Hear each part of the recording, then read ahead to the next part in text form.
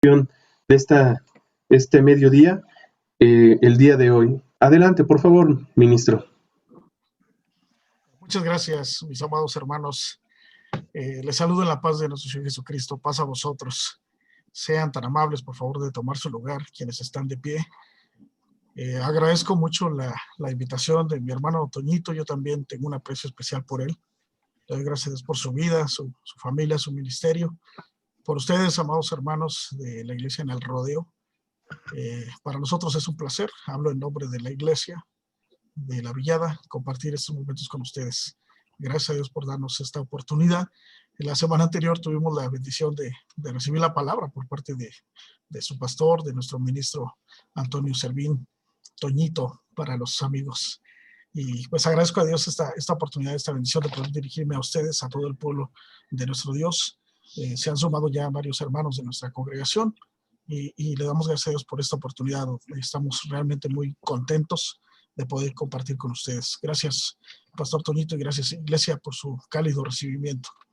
Quisiera invitarles, hermanos, a abrir su escritura, la palabra del Señor, porque hemos de hablar la palabra de Dios, única y exclusivamente la palabra de Dios. En la primera carta del apóstol Pedro, por favor, en el capítulo número 1,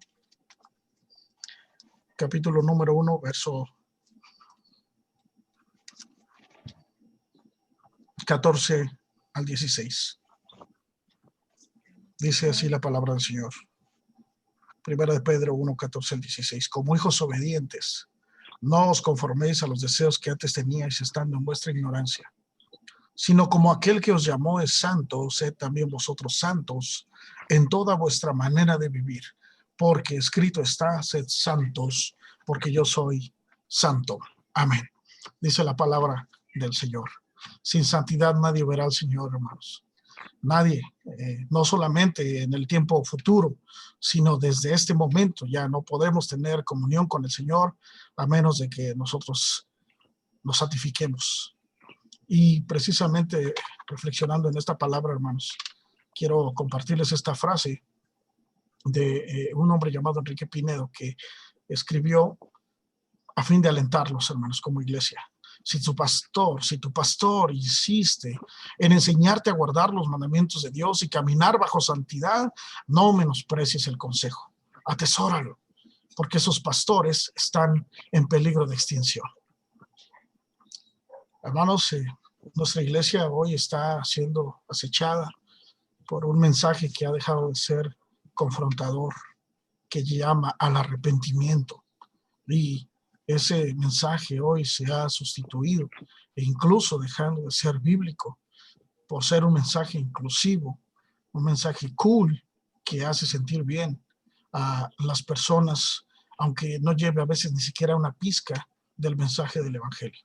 Por tal motivo, hermanos, yo les aliento a que cuiden, amen, respeten y oren por su pastor. Los pastores, hermanos, necesitamos las oraciones de los santos a fin de que podamos trazar rectamente la palabra de nuestro Dios.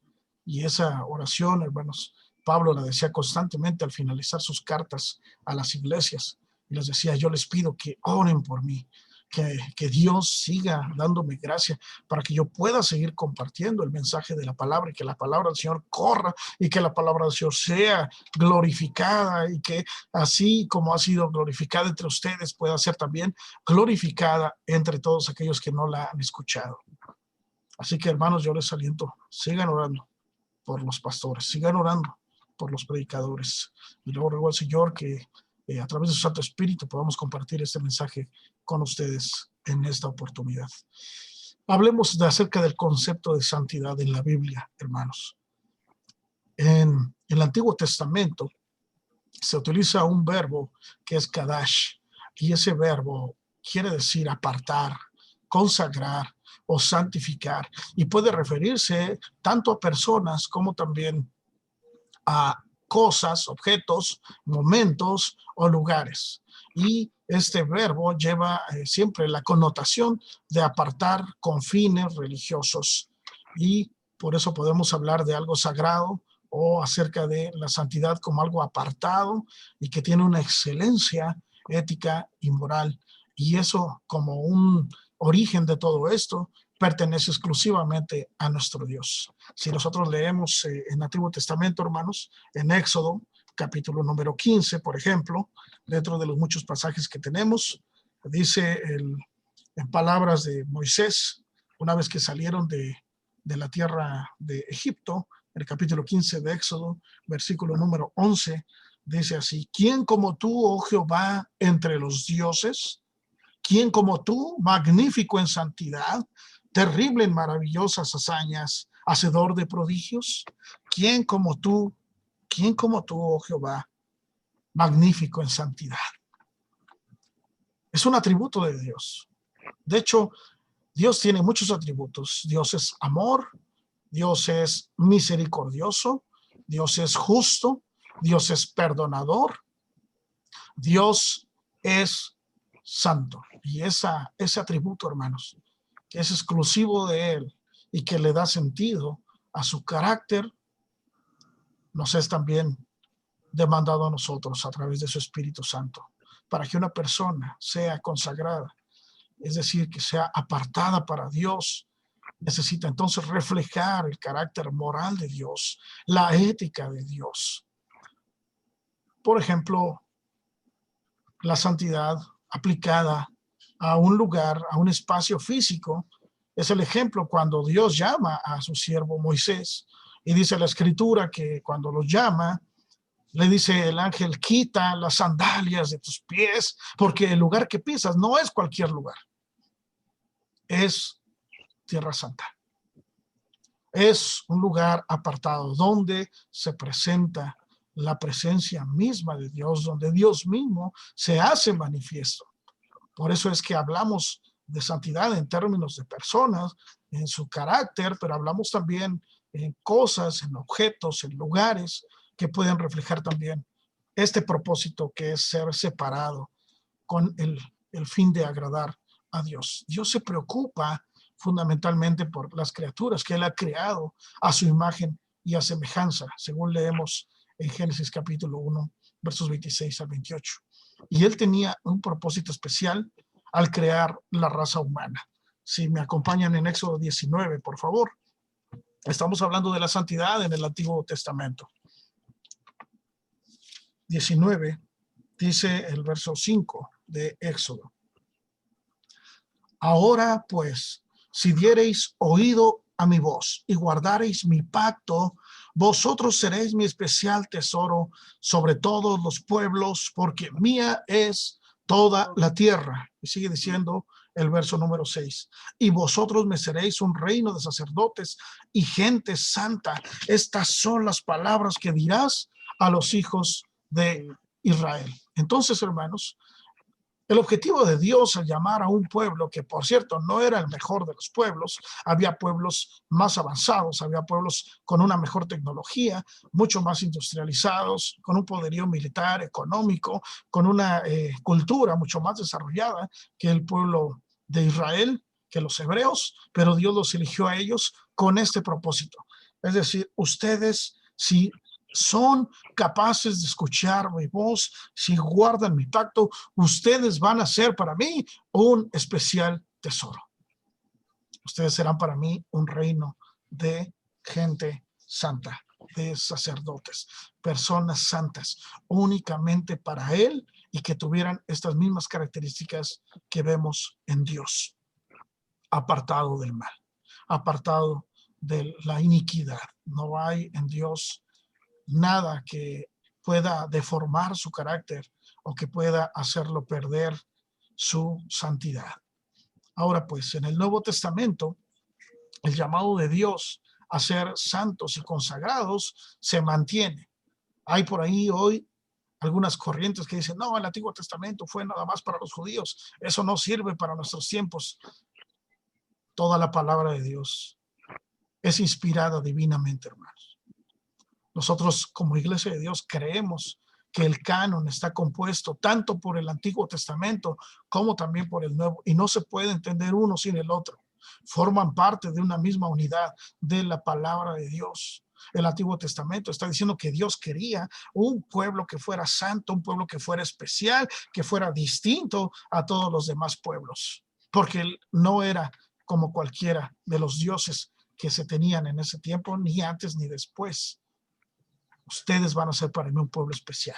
Eso lo dijo el Señor en el Antiguo Testamento. Pero en el Nuevo Testamento, el llamado a la santidad sigue siendo el mismo, porque Dios no cambia, hermanos.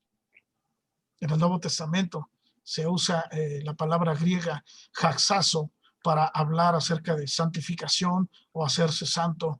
Y entonces cuando Pablo escribe, por ejemplo, su carta a los Corintios, se dirige a ellos llamándoles santificados en Jesucristo. Somos llamados a vivir vidas santas, rechazando las prácticas impías. Se viene una de ellas, ¿verdad? En una semana.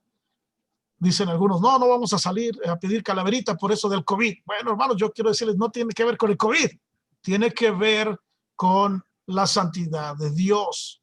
No participen en esas prácticas porque eso va en contra de mi carácter, en contra de mi naturaleza. No se corrompan, no participen. Eso dice la palabra de Dios. Pablo entonces nos llama también a vivir vidas santas, rechazando las prácticas impías, las prácticas inmorales de este mundo. Somos hermanos consagrados a Dios a través del Espíritu Santo que nos ha sido predicado a través del Evangelio. Si ustedes ven en la hermosa, en la preciosísima oración de Jesús en el Evangelio de Juan, cuando él ya está próximo a ser entregado y después a ser enjuiciado de manera vil, ser condenado y crucificado, lo cual era también parte del plan de Dios. En Juan 17:17, Jesús ora con estas palabras: santifícalos en tu verdad, tu palabra es la verdad. Hoy dicen, no hay verdades absolutas. Cada quien tiene su propia verdad según lo que percibe de sí mismo. Por lo tanto, lo que tú consideras que es verdad puede no ser aplicable a mí y viceversa. Entonces, vamos a respetarnos y vamos a tolerarnos, entendiendo que si pensamos de acuerdo al mundo, seremos entonces respetados y tolerados. Si pensamos de acuerdo a Dios, seremos llamados intolerantes y desquiciados. Pero hermanos, la Escritura nos dice, santifícalos en tu verdad. Tu palabra es la verdad. ¿Qué tenemos sino la palabra de Dios para conducirnos en medio de un mundo cada vez más oscuro y cada vez más hostil a las verdades eternas? La palabra de Dios. Solamente la palabra de Dios. Santifícalos en tu verdad. Tu palabra es la verdad. Ahora bien, en segunda carta a los tesalonicenses, Pablo le va a decir a la iglesia de Tesalónica las siguientes palabras. Segunda a los tesalonicenses, capítulo 2, versículo número 13. Por favor, sigan ustedes esta lectura. Pero nosotros debemos dar siempre gracias a Dios respecto a vosotros, hermanos amados por el Señor, de que Dios os haya escogido desde el principio para salvación mediante la santificación por el Espíritu y la fe en la verdad. Así que, hermanos, ¿qué debiéramos hacer nosotros? Dar gracias a Dios. Gracias a Dios de que nos permita ser parte de su pueblo. Gracias a Dios que en algún momento permitió que alguien llegara a nosotros con el mensaje del Evangelio. Quizá fue a través de un himno, alguna alabanza, a través de un testimonio de nuestros padres, algún abuelo, tío, alguna persona. Quizá fuimos invitados por alguien nos dio un folleto, no lo sé, de las muchas formas que Dios llama, pero dice Pablo a los tesalonicenses, debemos dar gracias a Dios de que hayamos sido llamados a formar parte de su pueblo y que hayamos sido escogidos desde el principio para la salvación. Así que, hermanos, damos gracias a Dios por esta oportunidad y quiero decirles entonces que ser consagrado a Dios quiere decir que estamos separados para el servicio de Dios y los propósitos del Señor. Somos tomados de entre todos para formar parte de ese pueblo especial que en el Antiguo Testamento decía el Señor, mi especial tesoro. Ahora somos parte de la iglesia de Dios, consagrados, separados, apartados para el servicio y los propósitos del Señor. Como bien dijera un predicador de hace 200 años, la consagración va precedida de la salvación. Ninguna persona que no haya nacido de nuevo puede pretender siquiera ser consagrada a Dios. Antes de la consagración está la justificación, y antes de la justificación está la salvación, y antes de la salvación está el llamado. Por tanto, hermanos, la consagración es la flor y no la raíz de la vida del creyente. Un hombre no es salvado por su santidad, sino que se vuelve santo debido a que ya ha sido salvado.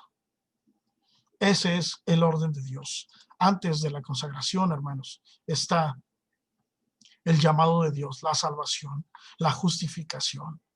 Y entonces podemos nosotros dar el fruto de la santificación.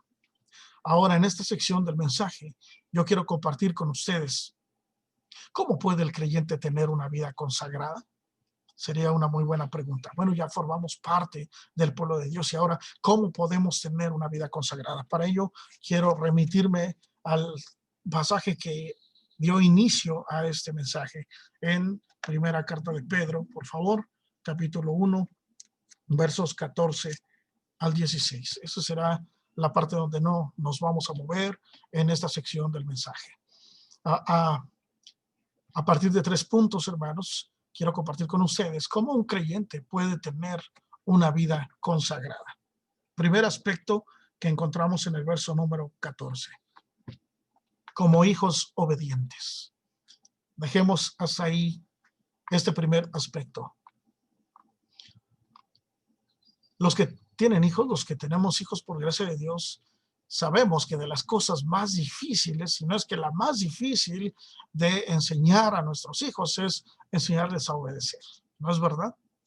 ¿No ha batallado usted con sus hijos para que le obedezcan? Les llama una vez, les llama dos, les llama tres y llama no sé cuántas veces. Quizás seamos de esos padres consecuentadores que nos la vivimos diciendo, pero vas a ver, y me voy a levantar. Y ese día nunca llegó. De ahí que nos tomen la medida. Pero es importante decir que nuestros hijos, hermanos, si bien entendemos que tienen algunas características que les hacen ser tiernos, que les hacen ser, que olvidan rápido, que no muestran rencor profundo, etcétera, también hay que entender otra realidad, hermanos. La Escritura nos dice que los seres humanos nacimos con características de rebeldía de manera natural. Por eso los pequeños no nacen sabiendo obedecer. Qué hermosa vida sería que los hijos vinieran ya por default con la obediencia impregnada, sino más bien a medida que van creciendo, van dando muestras de que su rebeldía ya es algo con lo que ellos están batallando, y nosotros también, cada uno de nosotros como seres humanos. De ahí que la Escritura nos diga, por ejemplo, en el libro de Proverbios, que la necedad está ligada al corazón del muchacho, porque es esa etapa de la vida donde se pone más de manifiesto, no porque surja como algo nuevo propio de la edad, sino que en ese momento, digamos que llega a su máxima expresión durante su adolescencia y juventud. Hemos leído el pasaje, por ejemplo, donde dice que debemos de enseñar, instruir al niño en su carrera para que cuando sea viejo no se aparte de ella. Y la idea de ese pasaje, por ejemplo, nos dice que los niños vienen al mundo como caballos desbocados, salvajes, así, briosos, a los cuales hay que enseñarles el camino del Señor y enseñarles a obedecer. Así que seguramente usted ha batallado por lograr la obediencia de sus hijos, y usted como su autoridad, que es como su padre, como su madre, usted espera recibir de ellos obediencia. Y lo mismo aplica a cualquier orden de autoridad. Pero regresando al asunto de la autoridad, de la relación entre padres e hijos, tanto Pedro como el apóstol Juan afirma que los creyentes somos hijos de Dios. Hermanos, somos hijos de Dios. Dice Juan, por ejemplo, capítulo 1, verso 12, pero a todos los que le recibieron, Dios les dio la potestad de ser hechos hijos de Dios. Y estos no nacen por voluntad de carne, ni sangre, ni de varón, sino nacen de Dios a través de su Espíritu. Entonces, ¿qué espera Dios de nosotros? Obediencia. ¿Qué espera Dios de sus hijos? Obediencia. Él no la va a esperar de aquellos que no son sus hijos, como tampoco un padre espera que le obedezcan más los hijos del vecino que los hijos propios.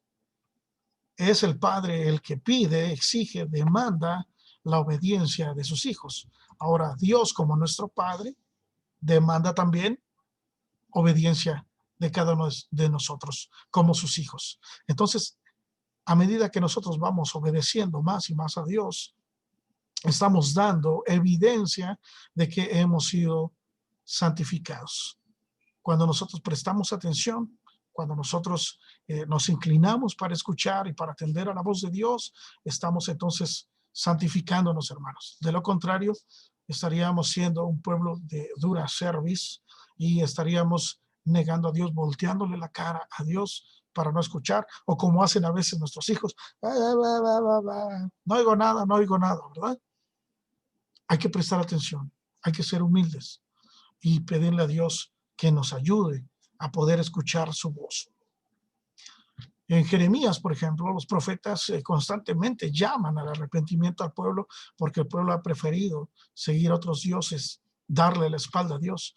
Y el reclamo de los profetas es, hey, vuélvanse a Dios, oigan a Dios.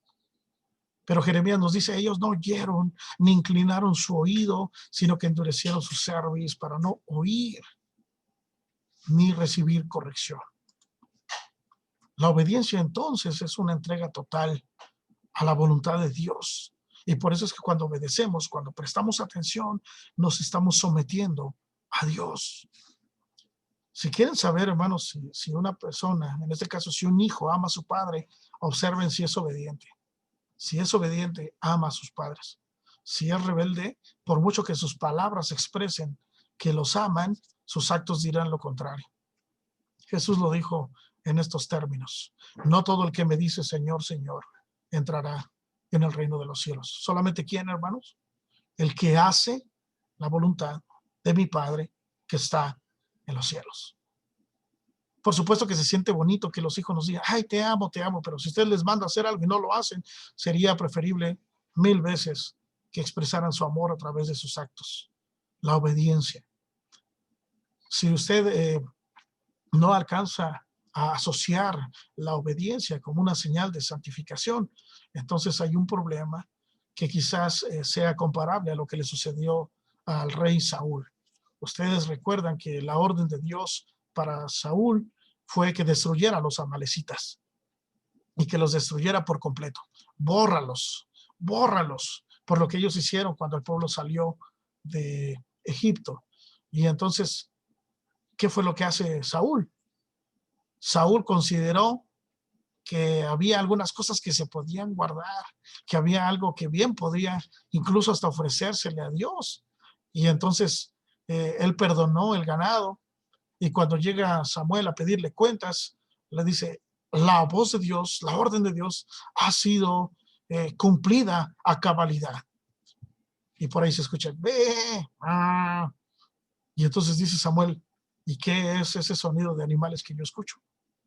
Ah, lo que pasa es que el pueblo, ya ves cómo son, pensaron que era mejor guardar esto para ofrecerlo a tu Dios en sacrificio. Y Samuel le dice, has hecho algo totalmente fuera de lugar. ¿Tú crees que Dios se va a complacer más en sacrificios y ofrendas por encima de que se obedezca a la voz de Dios? Que no obedecer es mejor que los sacrificios, que las ofrendas. Estoy parafraseando primer libro de Samuel, capítulo 15. Ahí está la historia completa, hermanos. Como pecado de adivinación, así lo comparó, así de grave fue la comparación que hizo Samuel con Saúl respecto a la obediencia. Como un pecado de adivinación y como ídolos y como idolatría, así es la rebelión y así es la obstinación. Tú has desechado a Jehová, él te ha desechado para que ya no seas rey. Hermanos, la desobediencia es terrible y es lo contrario a la santificación. Este episodio a Saúl le costó ser destituido del reino y ser entregado a David. Así que, como usted puede notar, la obediencia es crucial, crucial para poder parecernos más a nuestro Padre. Todas las cosas que Dios desea que nosotros le ofrendemos, la obediencia es la mayor de ellas. Así como el Padre exige obediencia de sus hijos, estoy hablando del Padre carnal, humano, Dios, hermanos, espera también que sus hijos se consagren a Él en obediencia. Si no hay obediencia, no hay sumisión. Lo que hay es rebeldía. Imagínense que nosotros dijéramos, como dicen hoy algunos, bueno, ciertas partes de la Biblia podemos tomarlas, pero otras no, porque pues estamos en otros tiempos, porque pues eso fue un aspecto cultural, porque pues eso fue algo local que ya no se aplica a nosotros. Nosotros ya vivimos en una era más moderna y necesitamos adaptarnos. Hermanos, la Biblia dice lo contrario y ahorita lo vamos a ver. La Biblia dice lo opuesto. La Biblia dice que nosotros debemos someternos a Dios y obedecerle en su palabra. Qué bien nos haría, para cerrar este primer aspecto, recordar las palabras de la madre de nuestro Señor Jesucristo. Dice María, aquí está la sierva del Señor. Hágase conmigo conforme a esta palabra que Dios ha enviado. ¿Qué debiéramos hacer nosotros? Samuel, habla, Señor, que tu siervo escucha. Y escuchar en la Escritura no se refiere solamente al acto de prestar atención, sino va de la mano con la obediencia. Escucho, por lo tanto, actúo. Si actúo, quiere decir entonces que escuché primero. Ese es el primer aspecto, hermanos, la obediencia. El siguiente aspecto, retomemos la lectura, por favor, aquí en Primera de Pedro. Dice el verso 14, como hijos obedientes, no os conforméis a los deseos que antes teníais, estando en vuestra ignorancia. Esta es la segunda parte de estas tres que estoy mencionando para poder tener una vida más consagrada a Dios. Pedro es claro diciendo que todos teníamos ese tipo de deseos. ¿Cuándo? Cuando estábamos en ignorancia. ¿En ignorancia de qué? En ignorancia de los mandamientos de Dios, en ignorancia de la voluntad de Dios, en ignorancia de lo que Dios exige de nosotros. O, en palabras de Pablo, estábamos muertos en delitos y pecados. Una de las señales que caracterizan a alguien que está en ese estado es que su entendimiento está entenebrecido, su corazón está endurecido, está cauterizado. Los gentiles tienen esta condición y nosotros la tuvimos también cuando no formábamos parte del pueblo de Dios.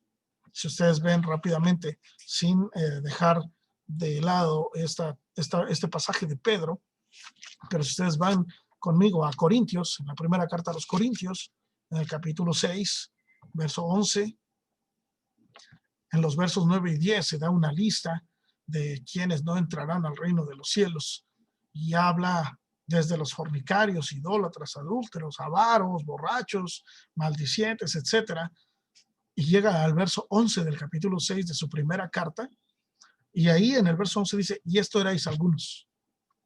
Quiero que noten cómo está el texto en pasado. No dice, y estos son algunos de ustedes. Dice, esto erais algunos de ustedes, mas ya habéis sido lavados, ya habéis sido santificados, ya habéis sido justificados en el nombre del Señor Jesús y por el Espíritu de nuestro Dios. Esta conducta, entonces, a la cual está describiendo Pablo en los Corintios, corresponde, hermanos, a la pasada manera de vivir. Y es precisamente lo que Pedro nos está diciendo en cuanto a los deseos que tenían antes. No se conformen a ellos. Al viejo hombre, que es también un concepto que utiliza Pablo en sus cartas a los Efesios y a los Colosenses. No, más bien, dice en el capítulo 4 de Efesios, despójense de ese viejo hombre. Despójense de ese hombre que está viciado conforme a los deseos engañosos. No, ustedes tienen que separarse de ese viejo hombre. Está viciado, está corrompido conforme a los deseos engañosos y deben renovarse en el espíritu de su mente y vístanse del hombre nuevo. Ese hombre nuevo ha sido creado según Dios en justicia y en santidad de la verdad. Efesios 4, 22 al 24. Hermanos, ¿qué hacen ustedes con la ropa vieja? ¿Se sorprendería si yo le dijera que hay algunos que no se quieren desprender de su ropa vieja? ¿Qué tal con aquella ropa que tenemos que ya ni nos queda, hermanos? Pero la guardamos y decimos, no, la voy a guardar para cuando regrese a esa talla, la pueda usar. Y usted se da cuenta que entre más pasa el tiempo, más y más se aleja como el barco de la playa, ¿no? Y termina por decir, no, pues yo creo que, y se quedan como un tesoro. A veces la ropa ya está tan vieja que hasta se deshace sola y va haciendo ahí también polilla y todo, ahí ocupando espacio. Jesús lo dijo, hermano, no se puede poner un parche nuevo en un vestido viejo porque va a tirar de él y lo va a terminar por desgarrar, como tampoco se puede echar vino nuevo en un recipiente viejo, en un odre viejo, lo va a terminar por reventar. Pero hay gente que les llaman acumuladores y esa gente va guardando cosas, cosas y cosas y cosas. Pero en esta figura que utiliza Pablo para hablar del viejo hombre en cuanto a la pasada manera de vivir, despójense de ese viejo hombre como si se pudieran despojar de una vestimenta vieja. Así lo debe hacer el creyente. Hay quien dice, no, pues que le tengo mucho afecto a esta ropa. Y ya está toda hecha jirones, hermanos. Toda decolorada, toda desgastada. Y la indicación de la escritura es desastre de eso. Quiero pensar más bien que cuando la ropa ya se cumplió su tiempo, es desechada y se adquiere una ropa nueva. En términos bíblicos de esta imagen que presenta Pablo, está diciendo, cuando tú recibiste el evangelio, cuando tú recibiste la palabra de Dios, tú recibiste una ropa nueva, tú recibiste una nueva vestimenta. Esa vestimenta opera en dos sentidos. En el primero, es una sola vez y para siempre, justificado, santificado por el Espíritu Santo de Dios. Pero también es algo que debe ser diariamente. Es una ropa en esta figura que el apóstol está diciendo que debemos de usarla continuamente. Nuestra vieja manera de vivir es como esa ropa vieja que necesita, hermanos, desecharse. Como una decisión única en la vida cuando recibimos a Cristo, pero diariamente también mientras caminamos en Cristo. Así es como nosotros podemos consagrarnos más y más cada día. Y por eso Pablo les dice a los colosenses, no mientan ya los unos a los otros. Ustedes ya se han despojado de ese viejo hombre con sus hechos. Se han revestido del nuevo y se van renovando más y más cada día hasta el conocimiento pleno de nuestro Señor y Salvador Jesucristo. Entonces nuestra conducta, hermanos, nuestras acciones deben de estar en una perfecta armonía, en una perfecta concordancia con nuestra fe. Si decimos ser cristianos, actuemos como cristianos. Si decimos ser hijos de Dios, actuemos en obediencia a la palabra de Dios. Y ser cristiano es más que hacer buenas obras o tener buenas intenciones, porque hasta eso también hemos de alguna manera adoptado. Y para justificar algunas cosas decimos, bueno, hermano, la intención es lo que cuenta. Hermanos, en términos bíblicos, la intención no es lo único que Dios considera, también las acciones. Recuerde a David, por ejemplo, que tenía la mejor de las intenciones, el levantarle casa a Dios, y Dios no se lo permitió. Su intención era buena, pero su testimonio no avalaba eso. Por eso vamos más allá de las buenas intenciones. Pablo, hablando a los romanos, un pasaje que ustedes conocen en el capítulo 12, dice, hermanos, preséntense ustedes mismos como un sacrificio que sea santo, vivo, agradable a Dios. Ese es vuestro verdadero culto, su culto racional, y todavía va más allá y dice, hermanos, no os conforméis a este siglo, sino transformaos. Transformaos por medio de la renovación de vuestro entendimiento para que puedan comprobar cuál es la buena voluntad de Dios, que es agradable y perfecta. En términos muy sencillos, podríamos decir que cuando Pablo habla de conformarse, habla de hacerse la forma. No se hagan a la forma. Yo le llamo eso ser un cristiano gelatina. ¿Sabe cuál es la característica de la gelatina? Que la gelatina toma la forma del molde donde sea vertida. Si usted lo vierte en un pocillo, va a tomar esa forma. Si usted lo vierte en un molde con figuritas, estrellitas o algunas figuras, va a tomar esa forma. Pero el cristiano no es un cristiano gelatina, hermanos. No debiera ser, por supuesto, uno que se amolda Ah, pues el mundo dice esto, pues entonces yo también. Ah, pues el mundo piensa así, entonces nosotros también. Ah, pues el mundo ofrece tal cosa, nosotros también, para que la iglesia vaya caminando en concordancia a los tiempos que nos toca vivir. Hermanos, desde siempre quiero decirles, la iglesia siempre ha ido en contra de lo que el mundo ofrece. Desde siempre. No es algo nuevo. Las presiones que tenemos hoy no son nuevas. En su momento, en tiempos de Cristo, había presiones. En tiempo de los discípulos y después apóstoles, había presiones. Siempre ha habido presiones, pero la iglesia se ha caracterizado por ir en contra de la corriente. En ese sentido, más que ser cristianos gelatina, somos cristianos salmón. Le dejo de tarea que investigue. ¿Por qué un cristiano salmón? Es un buen ejercicio investigar. Hermanos, nosotros somos transformados a través precisamente de la palabra de Dios. Somos transformados más y más a la imagen de Cristo, hasta que todos lleguemos, dice Pablo a los Efesios, hasta que todos lleguemos a la unidad de la fe, a la estatura del varón perfecto, que es Cristo Jesús. Esa es la meta, hermanos. Nosotros somos llamados a no conformarnos, sino más bien a renovarnos. ¿Y en dónde empieza la batalla? Empieza en la mente. Para que una persona cambie su conducta, necesita cambiar primero sus pensamientos. Y el Señor dice, me amarás con todo tu corazón, pero también con toda tu mente. No se trata de ser cristianos emocionales. ¿Qué es un cristiano emocional? Un cristiano emocional puede levantarse un día y decir, gloria a Dios, me siento súper bien, el Señor es bueno, el Señor es fiel, el Señor me ha bendecido. Y al día siguiente decir, no valgo nada, el Señor se ha olvidado de mí, qué tristeza. Hoy no tengo ganas ni de cantar, ni de orar, ni de leer su palabra. Pero acto seguido algo sucede, Dios favorece en alguna causa y dice, aleluya, gloria a Dios. Y está así. Esos cristianos son cristianos sub y baja, hermanos. La escritura dice que nosotros somos llamados a ser perseverantes, a transformar nuestros pensamientos e incluso a llevarlos cautivos a la obediencia a Cristo. Nuestros pensamientos. Por tanto, nuestra conducta, hermanos, refleja lo que pensamos. Si nosotros pensamos que Dios es santo, nuestra conducta va a reflejar eso.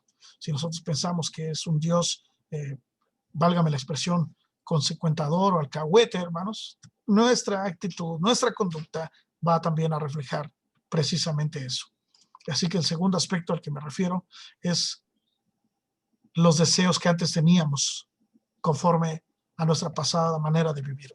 Aquí mismo en Pedro, si ustedes regresan a Pedro conmigo, hermanos, cerrando este punto 2, su primera carta en el capítulo 4, Pedro dice, verso 1, puesto que Cristo ha padecido por nosotros en la carne, vosotros también armaos del mismo pensamiento. Pues quien ha padecido en la carne terminó con el pecado para no vivir el tiempo que resta en la carne conforme a las concupiscencias de los hombres, sino conforme a la voluntad de Dios. Baste ya el tiempo pasado para haber hecho lo que agrada a los gentiles, andando en lascivias, concupiscencias, embriagueces, orgías, disipación y abominables idolatrías. ¿Qué dice Pedro? Suficiente. Ya, basta, ya basta de vivir de esa manera. Ustedes ya no vivan de esa manera. ¿Y eso qué va a provocar? Dice el verso 4. A estos les parece cosa extraña que vosotros no corráis con ellos en el mismo desenfreno de disilusión. Y por eso os ultrajan. Si quieres vivir como el mundo te va a aplaudir. Si quieres vivir los valores del mundo, el mundo te va a poner en una posición de popularidad.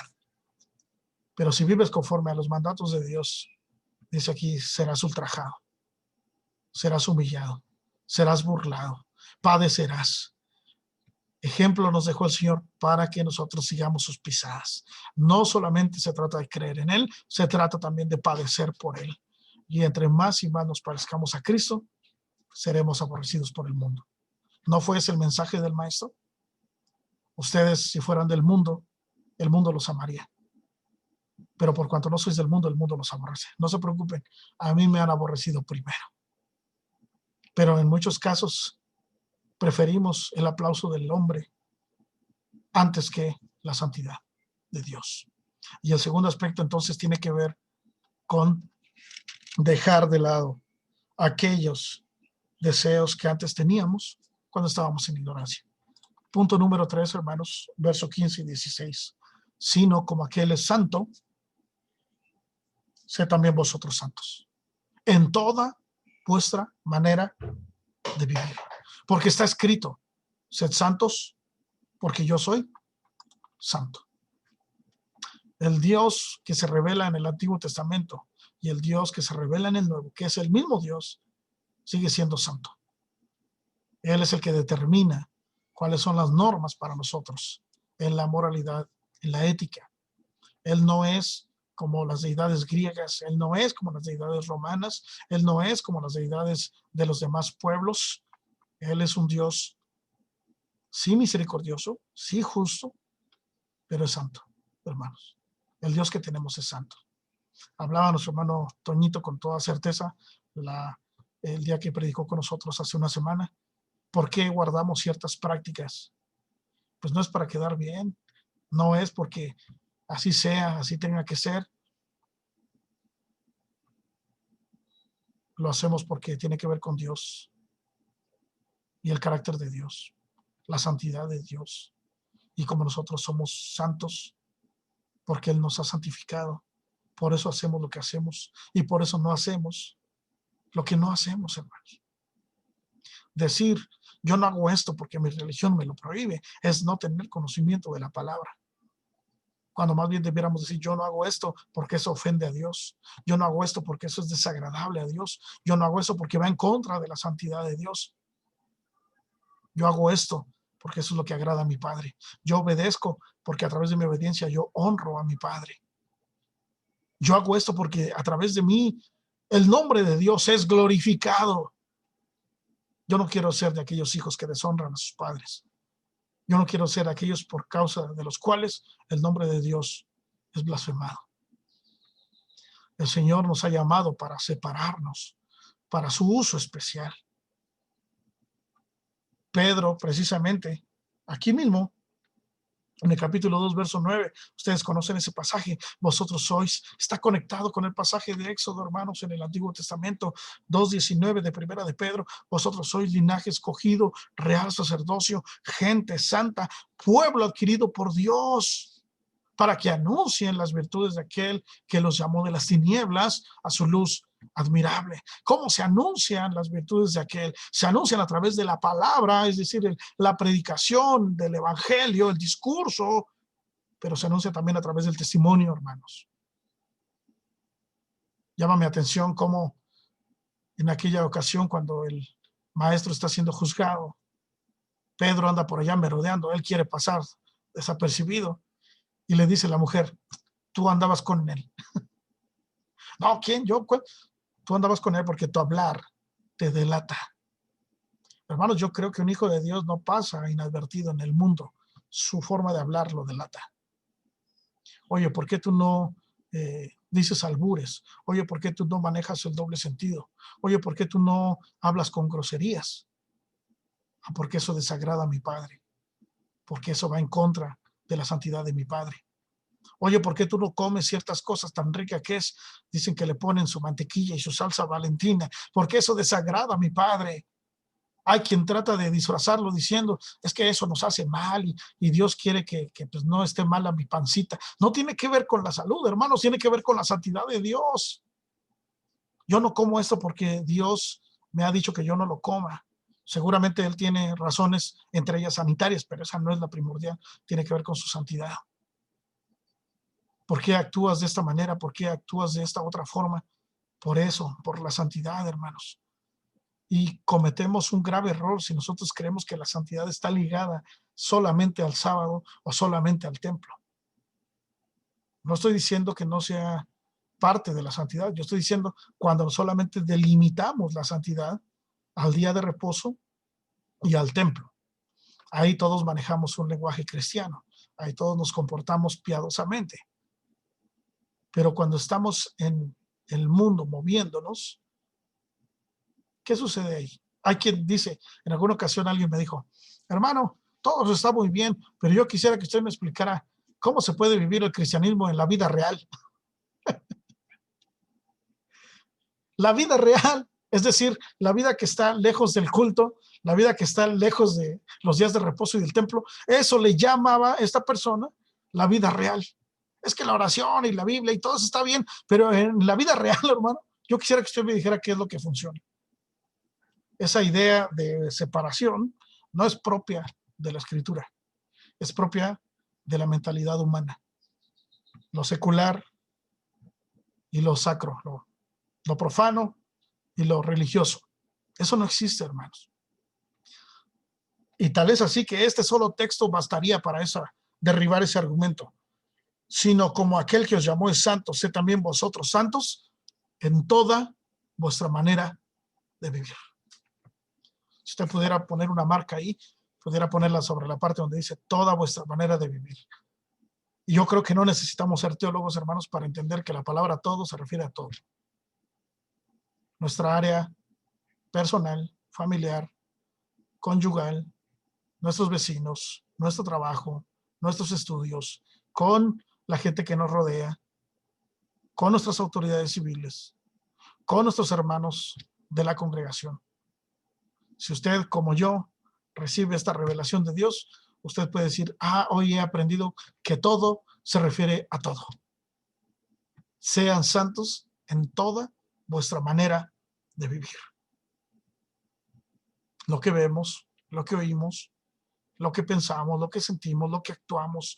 Hermanos, aquellos que por la gracia de Dios tenemos un trabajo, ser santos en toda vuestra manera de vivir es, hermanos, honrar a Dios con nuestros bienes. Yo sé que usted lo sabe. Los que estudian, sus estudios sirven para honrar a Dios. Su profesión sirve para honrar a Dios. Los que tienen un oficio sirve para honrar a Dios. Glorifican a Dios cuando ofrecen un producto o un servicio. Los jóvenes que están aquí, que están noviando, su noviazgo es una licencia para cometer actos indebidos, o es más bien una relación que se fortifica, que se edifica, que se construye a través de la palabra de Dios. La clase de amistades que tenemos, ¿son amistades agradables a Dios? ¿O más bien son piedra de tropiezo? ¿O más bien nos incitan a la desobediencia y a la rebeldía? Dios le dijo a Abraham, anda delante de mí y sé perfecto. Anda delante de mí es una imagen como cuando nosotros le decimos a nuestro hijo, camina. No, pero tú camina, yo voy detrás de ti, yo te estoy observando. ¿Qué clase de camino estás tomando y qué clase de pasos estás dando? ¿Qué rumbo estás tomando? ¿Qué dirección estás tomando? Anda delante de mí. Llama mi atención, por ejemplo, cómo los profetas dicen, así dice el Señor, en cuya presencia estoy. ¿A qué se referían con esas frases? A que Dios está en todas partes, hermanos. Dijo el patriarca Jacob, este lugar, qué terrible lugar. Esta es casa de Dios, puerta del cielo. Dios estaba aquí y yo no lo sabía. Yo quiero decirle que Dios está en ese momento en su hogar. Dios está también en el templo. Dios está también en tu negocio. Dios está también en tu empresa. Dios está también en tu escuela. Dios está también en cualquier lugar donde nosotros estamos, porque ahora nosotros somos el templo del Espíritu, hermanos. Y la santidad entonces corresponde a nuestra nueva naturaleza. No es un esfuerzo que Dios demande de aquellos que no han nacido de nuevo, como ya mencioné, sino porque hemos recibido el don del Espíritu Santo. Podemos ahora, hermanos, santificarnos los unos a los otros. No nos ha llamado Dios a inmundicia, le dijo Pablo a los tesalonicenses, nos ha llamado a santificación. Si tú presentabas, le dijo Pablo a los romanos en el capítulo 6, si tú presentabas tus miembros para agradar al pecado, para servir a la iniquidad, ahora preséntalos para servir a la justicia, para honrar a Dios. Por eso, hermanos, para ir concluyendo este mensaje, dice la Escritura que debemos santificarnos a través de la obediencia, a través de la renuncia a todos esos hábitos y esas actitudes contrarias a la voluntad de Dios, y manifestar entonces ahora una conducta diferente en toda nuestra manera de vivir. Lea su Biblia, hermano. Yo le invito al Señor. Lea su Biblia. No como para atesorar solamente el conocimiento, sino para ponerlo por obra. Dios se revela a través de su palabra. Hermano, lea, estudie, escudriñe su escritura, ore a Dios. Alguna vez dijo un hombre, ¿y si no tengo ganas de orar? Y le contestó el predicador, ora más. Cuando no tengas ganas de orar, ora más. Ora más. Ora y actúa también. Sirve y sé humilde. Predica el evangelio y vívelo en tu persona, en tu familia, en tu escuela, en tu trabajo. Dale al Señor tus diezmos, dale al Señor tus ofrendas. Reparte con generosidad de lo mucho que Dios te ha dado. Ayuna al Señor, no para que Dios cambie su voluntad, sino para que te puedas alinear a la voluntad de Dios, pero también reparte tu pan con el hambriento. Canta al Señor, eleva al Señor, alabanzas. Satura tu mente de alabanzas a Dios. Habla palabras de bendición que edifiquen, que construyan. Trabaja y glorifica al Señor a través de las actividades cotidianas.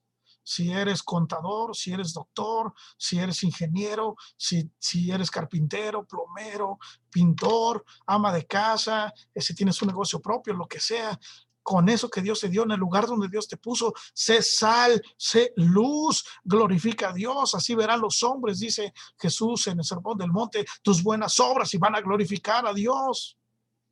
Ama a Cristo.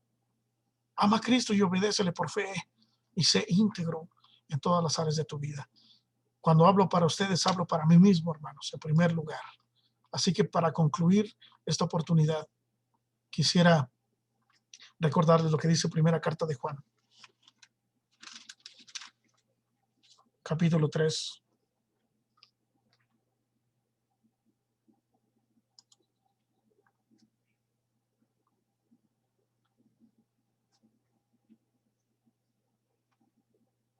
Mirad cuál amor nos ha dado el Padre, para que seamos llamados como hermanos, hijos de Dios.